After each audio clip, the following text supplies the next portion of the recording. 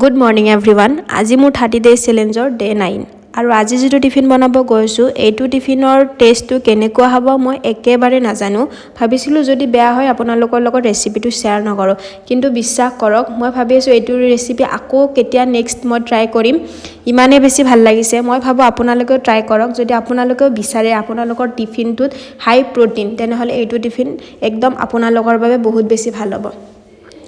আজি এইটোত মই চাউলৰ জেগাত ওটছ ব্যৱহাৰ কৰিছোঁ, এটা নতুন এক্সপেৰিমেণ্ট মোৰ বাবে।